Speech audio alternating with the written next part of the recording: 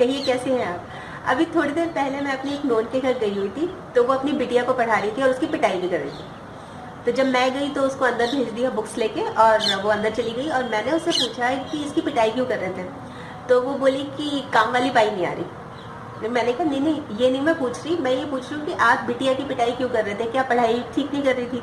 तो बोले नहीं नहीं, पढ़ाई तो बिल्कुल ठीक कर रही थी, उसकी कोई प्रॉब्लम नहीं है, पर काम वाली बाई नहीं आ रही 2 दिन से। अब मैं उसको फ़ोन कर रही हूँ तो बोल रही अभी आ रही हूँ अभी आ रही हूँ, पता नहीं कितने घरों का काम निपटाती आई। अब बताइए रीज़न क्या था, काम वाली बाई नहीं आ रही, और गुस्सा किसके ऊपर उतर रहा है, बेचारे बच्चे को। ऐसे ही है। देखिए पहली बात तो ये है कि गुस्सा करना ही बुरा है, गलत है, गुस्सा करना गलत है, और जिसकी गलती ना हो उस पर अब बताइए कितना फनी लगता है।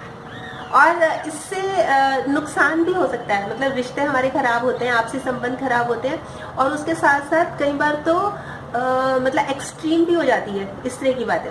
एक्चुअली बहुत टाइम पहले की बात है, एक मेरी नोन थी, उन्हीं के एक्सपीरियंस को बेस बना के मैंने एक कहानी भी लिखी थी, तो वो मैं आपसे शेयर करना चाहूँगी। बात इसी के बारे में है कि आप इमेजिन भी कर सकते हैं कि एक स्कूल है, स्कूल में स्टाफ रूम है और फाइनल एग्जाम्स चल रहे हैं बच्चों के, और टीचर पेपर चेक कर रही है। तो होता क्या है कि टीचर पेपर चेक कर रही थी एक, और भी सब टीचर्स कर रहे थे, पर बात पे जिस टीचर की कर रही हूँ वो देख रही थी, पेपर चेक कर रही थी, पेपर चेक कर रही थी, और उसका ध्यान कहाँ था, अपनी सास की तरफ, कि उससे रोज रोज किस तरह के झगड़े हो रहे हैं, किचकिच हो रही है, और अलग घर लेके रहेंगे, मैं अपने हस्बैंड को कह दूंगी। और पेपर चेक कर रही थी, और क्या कर रही थी, मार्क्स कितने दे रही थी, 100 में से किसी को 15, किसी को 20, किसी को 22, यानी कुल मिला के फेल कर रही थी। उधर का गुस्सा, जो सास के ऊपर गुस्सा है, वो उतर रहा था बच्चों के ऊपर। बिना पढ़े वो पेपर चेक कर रही थी और फेल किए जा रही थी।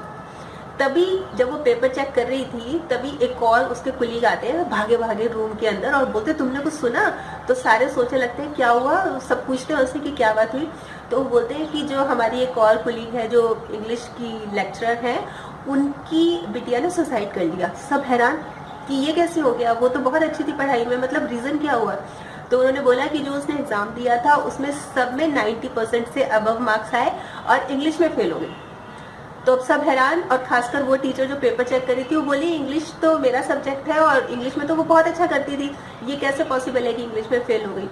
तो वो कहते कि रीचेकिंग भी तो हो सकती थी, ऐसा क्यों। तो वो टीचर बोले कि आजकल के बच्चे सुनते कहाँ हैं, वो तो डिप्रेशन में आ गई जैसे उसने देखा कि उसका रिजल्ट इतना खराब आया है कि एक सब्जेक्ट में फेल हो गई, यानी जो उसका एम था वो अब नहीं बन पाएगी। तो वो तो एकदम से कमरे में गई और उसने सुसाइड कर लिया। तो हम सब वहीं जा रहे हैं, चलो चलो। तो सभी टीचर्स और भी जो पेपर चेक कर रहे थे सब उठ गए, खड़े हो गए, और कि भाई हम अभी चलते हैं उनके घर। तो ये जो टीचर थी जिसकी मैं बात कर रही हूँ, जो पेपर चेक कर रही थी, उसने बोला कि आप सब चलिए, मैं अभी थोड़ी देर में आती हूँ, ठहर के आती हूँ।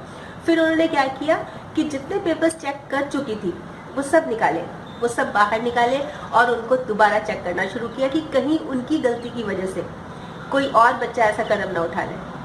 तो देखिए किसी और की गलती, मतलब वजह कोई है और आप गुस्सा किसी और को उतार रहे हैं, ये बिल्कुल सही नहीं है। पर वैसे मैं जितना आपको देख पा, जितना आपके बारे में समझ पा रही हूँ ना, आप बहुत अच्छे इंसान हैं, और आप इस बात की गहराई तक ज़रूर जाएंगे और सोचेंगे। और वैसे तो आप करते नहीं होंगे, किसी का गुस्सा किसी के और पे तो उतारते नहीं होंगे, पर अगर आप करते हैं तो इसको ज़रूर सोचेगा, और कोशिश ये कीजिए कि उस बात को ठंडे से सोचें, या जिसके साथ हुआ है उसी के साथ क्लियर करिए।